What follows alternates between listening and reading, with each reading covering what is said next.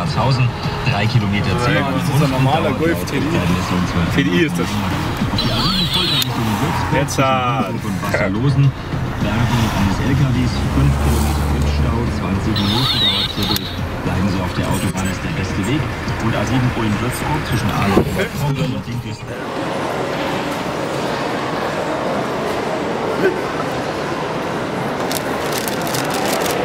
Das ist die Pizza, die haben wir uns jetzt gerade gekauft bei diesem Terminal. Genau.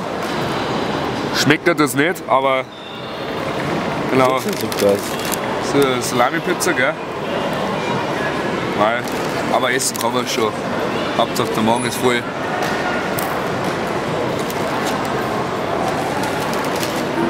Die Pizza. Also der Tobi gekauft. Die schaut nicht ganz so gut aus wie meine. Naja, schon eigentlich. Weil Tomaten ist schon ein bisschen zusammengefallen. Und dann ich als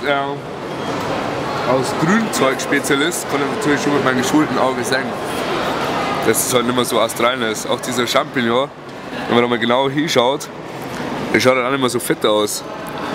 Das hat eher schon, glaube ich, ja. Ah! Hier, oh! Maroni! Passe Maroni! Maroni! Ja, ich muss ja da aufkommen. Sorry, please.